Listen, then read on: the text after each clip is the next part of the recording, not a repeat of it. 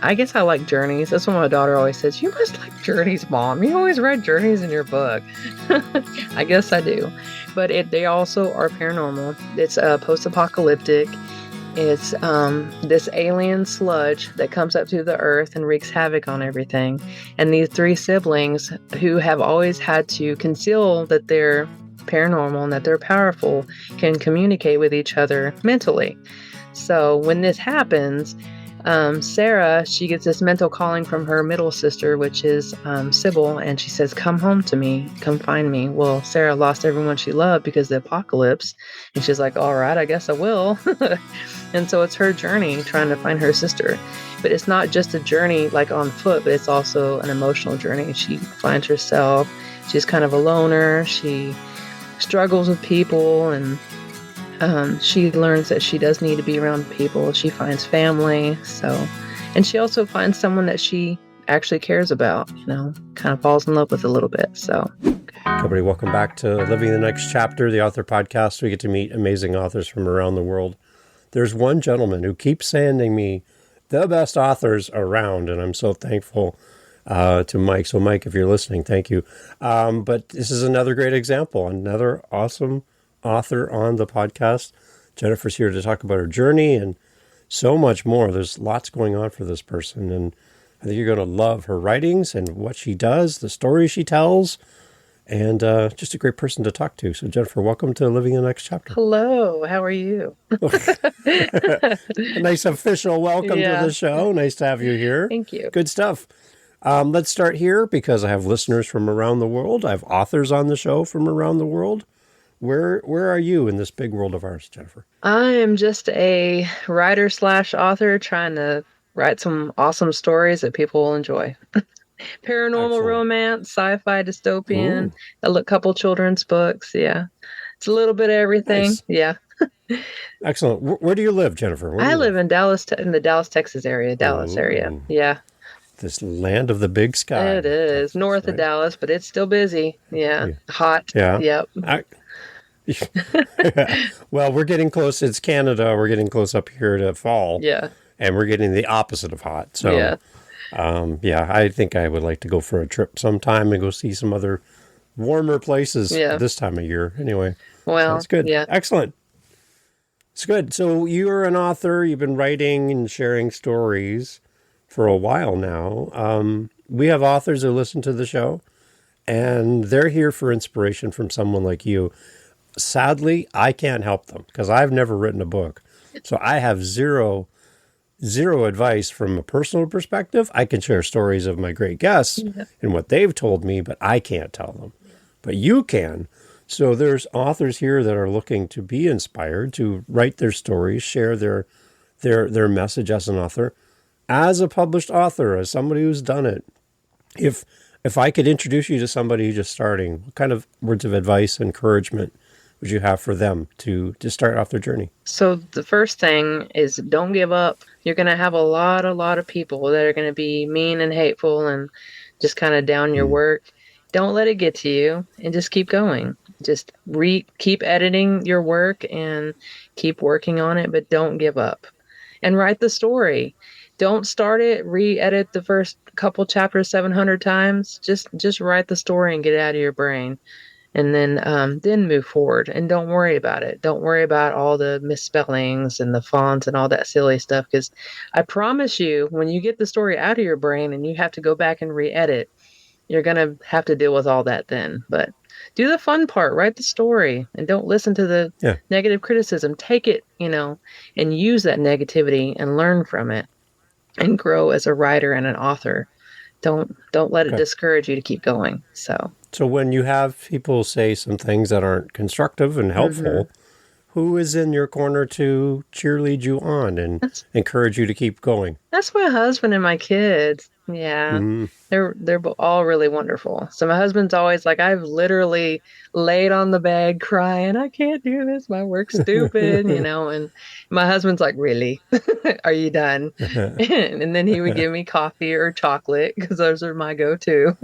And I would get over myself, and then I would go back and I would get back to work because that criticism, it hurts. It does, and you're going to get a lot of it. So, but don't let it get you down. because it's worth it. It's worth staying, especially if you love it. What about feedback that's not meant to be critical, but meant to be something that to make you better? Is that kind of feedback okay for you? Oh, yeah. How do you receive that? Whenever I receive something and they're trying to teach me to do better on my writing, I just YouTube it and I try to learn as much information about whatever it is they told me exactly that I need to improve. Okay. And you have to take into account. Like, the negativity, you got to take into account as well as good positive feedback. So just research, find out exactly what they're trying to tell you to do and learn from it. And it will make you a better writer.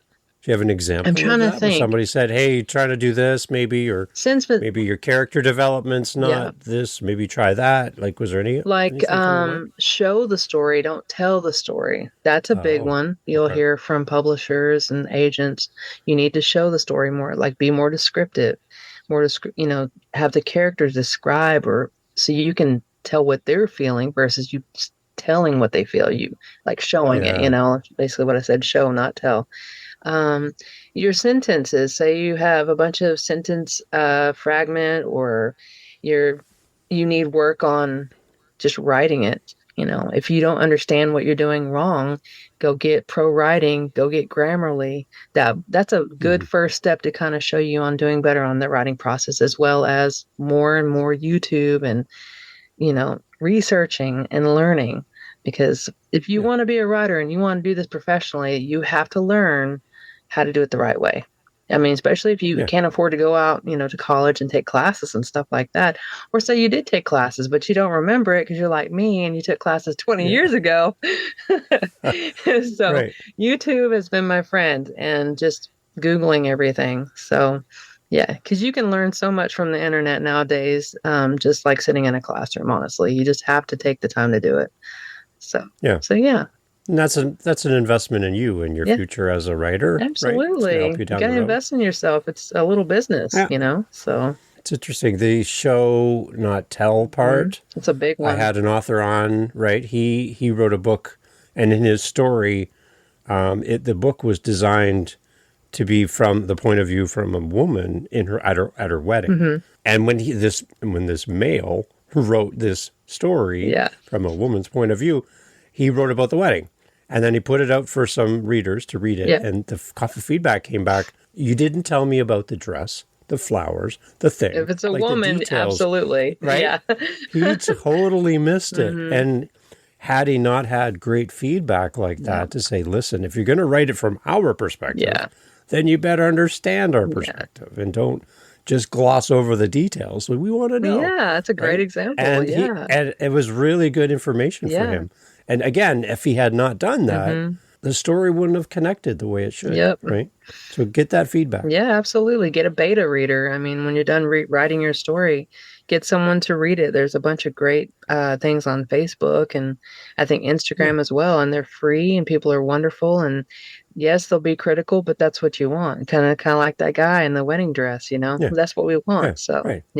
Do you ever get nervous putting your work in front of an editor and feeling like they might change the tone or your voice as an author and you start sounding more like the editor and less like the author? Do you ever feel like that? Well, mine is really wonderful. Laura, she's really great. She doesn't change, but like with the program that you use as well, it shows anytime they change anything. Anything that they try to change, it highlights it in red. And then there's a comment on the right-hand side, and it'll say, well, I think you should word it like this, or you can't word it like this because it's a sentence thing. So a lot of times when you do professionally work with editors, they're going to use a program just like that. So at least that's helps. Something. But also, I mean, they are supposed to just guide you. They're not supposed to completely change it up. Sounding more like them isn't a bad thing necessarily because this is what they do for a living. They're also a writer. I mean, a lot of them professionally don't write. They just want to read your stuff and help you critique it and make it beautiful. But, so hopefully if you find a good editor, that's what they would do. They wouldn't go in there and just completely change it up. And they would use that program. So yeah. So you get all this great support all the way through the process of writing the book, reviewing the book. You release the book, and then you're on your own. Marketing. Right? It's just up to you. So you found Mike, which is great to help kind of help you promote, get you on podcasts. Yes. That's amazing. He's a great guy. For an author who's not thinking about the marketing side, they're just focused on the reading or the writing side. Any words of wisdom about when to start marketing your book? Start marketing your book the minute you start writing it. Okay. Absolutely. And especially because I use TikTok as my main one, and then I filter it out to the rest of my social media. I do something every day. It might be just me saying, I wrote 2,000 words a day. Yay, me. You know, a random picture of a rose because I love flowers. So I get flowers pretty often to put on my table where I would like to work. I like to be by the window, and I like flowers, and I like my dogs. So, you know, and that's what I do. And I'll put something on there just saying, you know, I wrote 2,000 words, I'm drinking some coffee, chilling in the sun with my pups. You know, and people, they like that, and they want to know about your process, and they want to know that you're working on putting a paranormal romance out into the world, or you know, put a couple little blurbs on there about what your book is coming to be. So yeah, start marketing right away. If you start writing the book, start marketing your book. Yeah, because it's going to help you. Wow. Yeah, that's good advice. I like that. Yeah, don't wait till the very end when the book is published and there's a box of books on your kitchen table. Yep. That's not the time to start. Right. You should be starting a little earlier. Right away. Yeah. Because you're you're basically running a business, you know. You really are. So you have to start trying to not necessarily sell it, but you want to engage with people so that, you know, and also they can help you too. They can help critique your work as well. So it's kind of like a support system. So it's pretty cool. Yeah. Yeah. What authors inspire you as a reader when you just sit down to read someone else's books? What kind of books do you like to read? Any authors come to mind? I read a lot of romance right now. A lot of times I go back and forth between sci-fi and romance, but right now I'm into Sarah J. Maas, Rebecca Yarros, Jennifer Armentrout, and I really love their work. So I strive to get my writing as good as theirs. I mean, and I think that's how it is. When you want to be a successful author, reading is one of the most important things you can do, because you learn from the other author, you know, what you could do to be a better writer. So reading is so important, is what I always try to tell anybody that wants to professionally write, is you got to read. So, yeah. Yeah. As you continue to write and continue to produce more and more for your audience and your community, what does it feel like for you, for somebody to say something that nice about you? And that you're their inspiration, and you're the one that they look to as someone that they would love to be like as a potential writer. Does that feel odd to you to get that same... That would make my heart happy. I might even start crying if someone actually said that to me. I'm serious. Yeah. Like, that would be such an honor. If anybody said that to me, that would make me just feel great, you know? It really would. It would be an honor. So, yeah. Okay, so as you're listening to this and you're hearing Jennifer say that, and you're that person... then reach out to Jennifer. Reach out to her through her contact and stuff. And give her that moment. Let's make this amazing person cry. Yeah, because you really will. Hug a coffee or something. You will. Yeah, and then we'll chat. Everyone's got homework now. You got homework right now. This is good. Okay, so let's talk about your journey as an author then. Okay. Where did it start for you? Kind of like your first attempts at writing, and kind of how have you developed over time as an author? Well, I've been writing since I was a kid, but I really started getting down to doing 8 tours every day, like a job, was right before COVID. And I think everybody kind of did that, you know. COVID really just pushed everybody in the direction that they wanted. Anything that they wanted to do professionally or was thinking about, they pushed it into motion. For me, it was right before COVID, though. I really started to write Adele Wolf and working on it, and just making sure that I worked on it every day, or at least a couple times a week, because I did work full time as well. So yeah, but you have to take it seriously if that's what you want. You got to sit down, you got to do it. You can't just jump on it every once in a while. But that was for me. It was right before COVID. So. All right. So how many books do you have currently for readers at this point? I have 4. Yeah. 4 books. Yeah. And I just finished one. So that one's about to start editing. Yeah, I'm proud of myself. And I'm going to have one more after that. I also have a children's book that's almost done.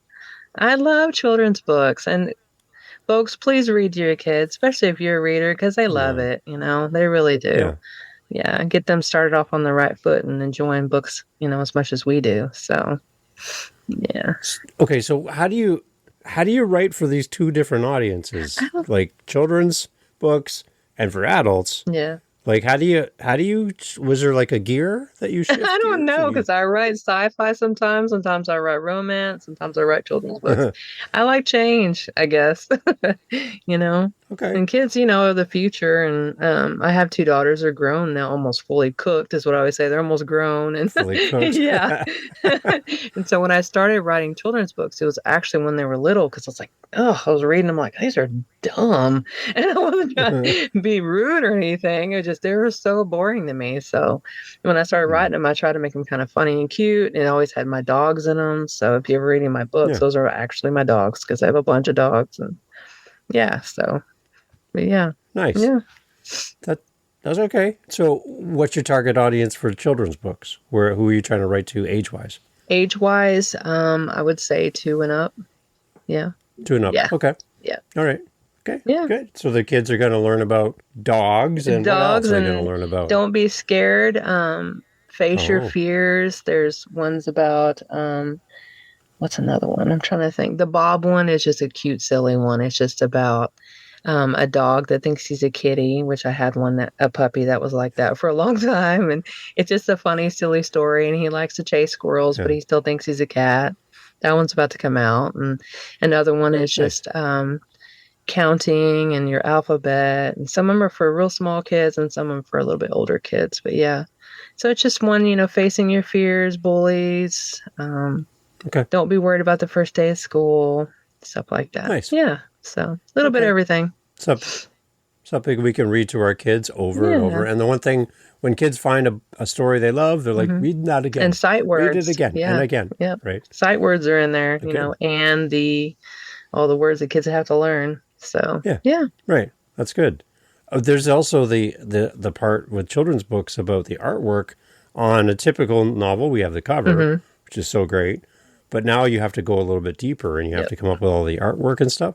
How do you navigate that? Are you doing the artwork? How do you find the artwork to go with your words? So my oldest daughter, she does my covers for my adult books. My Really? younger daughter, she wants to be an animator, so she does all of my artwork for my children's books. And that's what she wants to do Wow. as a career, so I pay her and it works out. And it's wonderful. I'm so proud of both of them. They're so creative, So I've got really The covers lucky. are I got amazing. very lucky. Otherwise, I would pay an artist because I don't want to do AI at all. I'm going to try to No. everyone, please give artists the chance because Yes. AI is just taking over everything, unfortunately. So Right. Well, to your daughters, like, oh my gosh, the artwork is amazing. yeah, I'm proud Like of I'm them. looking at this going, poof, Yeah, these are really good. yeah, Really, really good. yeah. So it's very cool. Wow. Very proud of them. That's got to be a proud mom It moment there to is, and they see, want to do it right? professionally. Absolutely. So it's very cool. Yeah, Super cool. it I is. like that. Okay, so what is the first book then for you, for the reader? Where do they start? Adele Wolf is my first one. Adele Wolf is the first Yep. one. Okay. And that one came out when? Oh my gosh, what is 2025? So 2021, 22, 1 2021? or Oh, 22. I don't 20. Okay. remember. I'd have to look. Okay.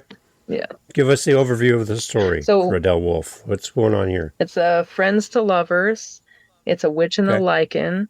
So Adele, she goes through so much, and she loses everyone she loves, her dad and her best friend Jake, which is friends to lovers, and she leaves the cabin where she was raised, and she leaves for 10 years, and then she decides she wants to go back and try to find answers of what happened because she was a kid. And when she goes back, all of these things start happening again.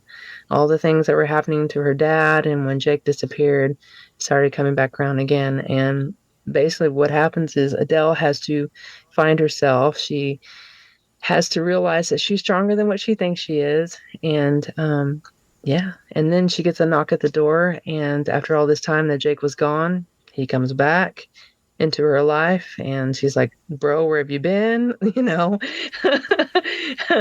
And she's mad at him and she's not talking to him, even though deep down she really loves him. And yeah. So it's them, and they have to basically find a way to and I'm getting nervous, sorry. They have to Yeah. um so they go on a journey, and she has to find herself. She has to learn to forgive him, but there's like this evil witch that comes in, and yeah, it's kind of, I don't know. I'm just like losing it. Sorry, my brain's Yeah. farting. No, I like it. So okay, so this is the first book that you have Yeah. out there. Proud moment for you Yes. as an author. It's for me. I'm a musician, and I always love a band's first album because it takes your whole career, your whole Mhm. lifetime, to make that first album, and then everything after that, you grow. Yeah, But that first album is so important. Your first book is so it important. is. For you as an author, what are you proud of about Adele Wolf that you just every time you see the cover or you hear feedback Yeah. from a reader, what's a proud moment for you just to have this first book? I'm just really proud that people really love the book, and it makes me really happy. I get good feedback on it, and Adele, I just loved Adele so much. She was just like a piece of my heart on paper, and I just was so happy that people loved it. And then the second book that I just finished, I didn't hold back with this book. The first book, I felt like I kind of held back because I didn't want to do a shocking moment for people to think I was nuts, or a little out there. But with the second book, I feel like, yeah, I didn't hold back and I let it all go. And it's kind of wild and it's a little dark. And Adele really finds herself in the second one, but she has so much more chaos in her life that she has to learn how to deal with. And yeah, but she finally saves the day at the end. And that's what's wonderful about romances. It's always a happy ending. Yeah. So, and there's always, they find each other. It's a love story. So, and I don't know. I'm just excited about it. I'm excited for everyone to get to read that second one too. So, because I got a lot of reviews from people saying they really wanted a second book. So, I hope they love it and hope they enjoy it. So, Excellent. So for the people listening, the what is the title of the second book? Adele Wolf the Pack. So, The Pack. yeah. Okay. So she's got All some. right. She got some help this time around. Yeah, Interesting. yeah. Do you have an idea of how many Adele Wolf will be in the series as you write? This is the last one. There's only the two. Oh, just the two. Just the Okay. two. Okay. Yeah, So you've already got that planned out. yeah, All right. yeah. All right. And okay, so what do we need to know about Adele Wolf beyond what you've already mentioned?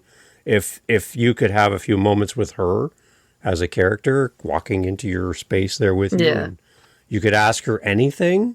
Is there anything about her character or who she is that would be of interest of you to ask her if you had time to do so? Ooh, I would ask her to man up, quit being a crybaby, and because in the first one she kind of cried a little bit, and I got mad at her. But I mean, it's just a character. Really? Yeah, got a little mad at her, and then she had Jake there right in front of her, and she was still being a butt about it. She wasn't just saying it's okay. I'm not mad at you anymore for leaving. I want to have a life with you, and she doesn't. She punishes him for a while. So, just Wow. enjoy that he's back and be happy about it. Yeah. Cool. All right. So after the Adele Wolf, both of those books, you move on. What's next for you as the author? What were you writing next? So I finished the Emergence.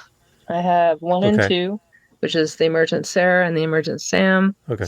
And those are more sci-fi dystopian, just a little bit of romance in those, not as much as the first book, first Adele Wolf. Okay. So yeah, and it's about three siblings. The first book is about Sarah and Sybil. So Sarah, I guess I like journeys. That's what my daughter always says. You must like journeys, Mom. You always read journeys in your book. I guess I do. But they also are paranormal. It's post-apocalyptic. It's this alien sludge that comes up through the earth and wreaks havoc on everything. And these three siblings who have always had to conceal that they're paranormal and that they're powerful can communicate with each other mentally. So when this Mm. happens, Sarah, she gets this mental calling from her middle sister, which is Sybil, and she says, "Come home to me, come find me." Well, Sarah lost everyone she loved because of the apocalypse, and she's like, "All right, I guess I will." And so it's her journey trying to find her sister. But it's not just a journey like on foot, but it's also an emotional journey. She finds herself. She's kind of a loner. She struggles with people, and she learns that she does need to be around people. She finds family. So, and she also finds someone that she actually cares about, kind of falls in love with a little bit. So, but yeah. And then Mm. the second book is about Sam and Sybil. It's a little bit more of the backstory about Sybil. In the first book, it kind of just a little bit of what's going on in Sybil's life. But Sam is the youngest of the three. He's a Lycan or a shapeshifter, and it's his story of the same thing, post-apocalyptic dystopian. It's the sludge comes up and what happens and how he deals with it and what he does. And then there's a new character introduced. Her name is Anya, and she is also paranormal, but she doesn't know how to use her power at all because she's a little out there and crazy. So yeah. So, and in the third, Wow. I have one more book coming. It's going to be the final, and it's going to be called The Pushback, and it's going to kind of explain everything, and hopefully they can save the world. So, You got to like a good sludge. I know. That's a great. My husband's that's like, a that's great out thing." there. It's like Dang sludge. Yeah. do you remember The Blob? Yeah. Okay. Right? All right. Yeah. So The Blob, and then do you remember that old movie? I guess not Stephen King. Dean Koontz wrote it. Phantoms. I didn't read that one though, because I used to read a lot of Dean Koontz, but I didn't read that one. Apparently, they did a movie about his book, so it's kind of similar. It's not the same because obviously, but yeah, kind of similar to that. Those two, and then meets. I'm trying to think who they're warriors. So yeah. Anyway, the Blob slash Phantom slash a warrior movie. So yeah, because they're all warriors. Okay. Yeah. You talked about getting angry with your character for crying. Does your characters talk to you while you're writing? Do you have a conversation with these characters? Well, sometimes, yes, but that makes me sound a little crazy. Yeah. Well. But I mean, I guess it's more of a mental thing, me just working it out in my head on how am I going to make that character appear to other people, how I'm going to make their journey and what they're going to do would be a part of the story to be, important in the story. So, yeah. Yeah. I've had authors on the show and they've got to a point where they're writing and then they get stuck. They get to this point where they're like, I don't know where to go left or right. And it's like their character jumps off the page and goes, we're going this way. Yeah. And if you want to follow us, that's where the story's going, or you can just sit here. And I'm like, oh, that's interesting. Yeah. That your character can have controls that kind it. Yeah. They absolutely do. I agree. Yeah. It's got to be a weird feeling, though, to have this character that you created telling you what to do. Yeah, yeah, it is. It's a little crazy. It's kind of like your kids, right? I know. Like your kids telling you. Yeah, yeah. And then when you're done with the story, the sad thing is when you're done, you actually mourn those characters because they become a part of your life. They're like your sister or your brother, and you've been a part of their story, and it's just sad when you're done. So, yeah. What do you do to make your characters realistic for a reader? How do you do that? Give them emotion, make them, feel things and do things that we would all do and just be human. Even though they are paranormal, they're still human. They still have a heart. So, yeah. Yeah. Okay. Do you try to base your characters on people you know, or do they have any influence around the community around you? Absolutely. Okay. Well, it's always a little bit of yourself. I mean, my male characters, I'm pretty sure, a little bit of my husband, So, and then... Interesting. Yeah, and then if you... Does he know that? Yes. He picks on me all the time, yeah. He's like, wait a minute. That sounds familiar. That's what he'll say to me. I like it. Yeah. And then, I like it. Anybody that maybe harmed you in your life, because I have a kind of like a dramatic stories, dramatic parts, and, anything that made you sad, you probably put that person in your book too, not really thinking about it, but maybe it is like a part of therapy for you to kind of overcome it. So yeah, that's an interesting point too. I think because some people, a lot of the authors I talk to have that feeling where the writing becomes a way for them to deal with things, heal or approach things maybe they haven't really approached, right? And the writing becomes an outlet. It is. To kind of work it through absolutely is. I mean, some people have journaling. They like to journal. For me, I like to write a story. So yeah. I think it's a good, healthy outlet. Yeah. But then you have the public can see, like a journal is personal and most people don't see it, but you're writing in front of an audience, right? That's true. Yeah. So I guess maybe be a little careful what you write. To be a little careful what you write so they don't know what you're, if you're writing about that person or, so maybe be a little careful. Yeah. So if a Canadian podcaster shows up in one of your future books, I might be going, hey, Yeah, hey, you that's might. me? You might. That might be me. Yeah. Yeah. But I'll make it a funny Yeah. part because I always try to throw a Okay, little good. humor in there. So yeah, you have to. You gotta Well, laugh. Yeah. a podcaster in your next book might be I interesting. think it will be now. I think it I'm will be. fishing I now. just I'm fishing. I'm fishing. uh, I love it. Okay, so for you then, what keeps you coming back?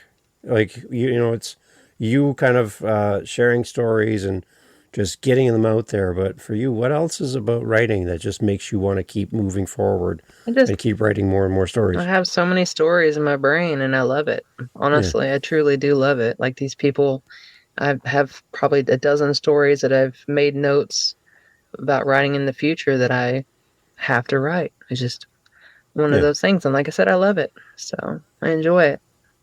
Yeah. interesting. Yeah. Okay, when you get your books out into the public, what kind of things do you like to do to kind of get out, meet people, talk about your books? You're on a podcast, which is Yep. great. But what do you do in person to connect with people around your writing? I do a lot of book events or throughout Yeah. Texas. I also go to bookstores and I try to do like, a little bookstore meet and greet or whatever where people will come in and talk to me about my books. And yeah, I always just try to get out and talk to people. And at book events, I absolutely do. I stand up, hey, come here. I got this book. I want to tell you, because you got to grab people sometimes. I offer them free stuff, free candy, and usually that draws them Come in. on. And they're Yeah. like, I got a paranormal romance for you. Do you like spice? I got spice, just to make them laugh because sometimes people just want to chat and they want to laugh. So Yeah. even if you don't make a sale or whatever, that's okay. You meet someone really nice, Yeah. Yeah. So that's what I Well, we do. have listeners. We have listeners in Texas, and Yeah. they are looking for events to promote authors and things. So, Yeah. if you're that where you live and that's what you do is have these events for Yeah. great authors, make sure you invite Jennifer. You need to have her there. That's for Yeah. sure. Absolutely. Yep, I got a couple this month. I'm going to the Space Con in San Antonio. I know, I'm excited Nice. about that one. I am. I've been on a wait list, so that one's pretty cool. And then I'm doing a thing this weekend. It's in Katy, Texas, which is over by Houston, and it's an indie author event. So that's pretty cool. Nice. Yeah. You just have Nice. to do a lot of research. That's what I always tell authors, if they always tell me, I don't know how to do it, you just got to research it and you just got to apply. So, I mean, they can tell you no, and that's okay, but they're not always going to say no. And when they don't, Right. bring your A game, just chat it up with Yeah. people and tell them about your wonderful story because you wrote it and you worked hard on it and you know how much you love it. You just want to, hopefully, other people will love it too. So, yeah. Excellent. I love it. So Jennifer, while we're kind of getting close to the end here Yeah. together, let's talk about website connections for people who want to follow your journey Yeah. and all of that. And then I kind of want to wrap up with a question here at the end. But Okay. where would you like to send a reader for them to follow your journey and to be in touch with you? Just check me out on Facebook. It's Jennifer D. Torseth. And it's same thing with TikTok or Instagram or YouTube. I do a lot of videos and you'll see me dance around and be goofy, show my puppies. Usually it's my dogs and coffee. So I'll show random stuff. And yeah, and if you want to reach out, just reach out. Just send me a message. So, and I will Sounds respond. great. Yeah. Excellent. Excellent. If you could impart encouragement for your girls for their future, and we have all the amazing artwork they're doing and Yeah. their passion to help you. What's your wish for them as your two girls as they go out into the world and do the things they're going to do? From a mom's perspective for them, what's your wish for them? Just want them to be happy. I want them to be able to do Yeah. what they love and be happy with it. So, and have good lives, Right. Yeah. I mean, that's all you can Be proud of the things. Oh, right? yeah, and I'm proud of them already. Yeah. I'll always be proud of Yeah. them. So I just want to be happy. It's hard sometimes. We get down doing full-time work, and it's hard to find time for each other. So make sure and find Right. time for you and Yeah. do what makes you happy. So, Excellent. yeah. It's great. Excellent, Jennifer. I would love to have you come back in the Yeah, future I will. as new books come out and new things to talk about Yeah. to get you back. I know my audience loves to hear from the guests Yeah. as new things happen so they can stay in touch with you and up to date on all the great things. So keep me in mind if you would. I'd love to have you back. Well, thank you. I'd love to come back. This is awesome. Yeah. Excellent. Thank you so much. All right. So everyone, as you listen in, thank you, Jennifer. Everyone go and grab copies of the books. Not if, but when you buy these books, leave a great review. I know Jennifer would love to hear your thoughts about what she's written. And it'll also help other people to be drawn to come and buy the book as well, based on your comments and your feedback. So please leave a great review when you buy Jennifer's books, and tell somebody as well. There's somebody listening right now and you're like, I know somebody's going to love Jennifer as an author. Then share the episode, share her details with them so that they will also go support Jennifer, and just go buy a second copy and give it to them as well. Yeah. Why not? Let's sell 2 books, right? Absolutely. So please do that. Support our great authors. They're so great to give their time to come on and talk. So Jennifer, thank you so much for doing this. Thank you. I appreciate it. It was really fun. I enjoyed it. Excellent. Yeah. Until next time then, Thanks, sir. Jennifer. Thank you. Till next time. Until next yes, time. you're coming back. Yeah. I love it. You have a wonderful day. Thanks, Jennifer. All right. Bye-bye. Hey, thank you so much again for pressing play. As you've heard, great guests on the show. And one thing you didn't hear in this conversation is what? What did you not hear? Think about it for a second. That's right. Not a single solitary commercial for a mattress or a supplement or a whatever you call it. No. Why? Because we don't want to break up the conversation with commercials. So the fact that you're still here means that you are a fan of the show, I'm assuming. So if you want to help to keep the podcast going and to make me feel really happy, all I really care about is coffee, okay? I just got to be honest. I love coffee. I'm drinking one right now. It's starting to get cold. I need to warm it up. Helping us with our Buy Me a Coffee link over at livingthenextchapter.com and also in the show notes helps kind of keep the lights on around here. Remember, I'm doing this for free. I'm paying for everything. So I would love to have a little coffee donation, even $5. Kind of fills up my cup. And I would love to enjoy a coffee from you. So if you're interested, again, thank you for listening. But you can use our Buy Me a Coffee link and fill up the cup. Thanks for being here.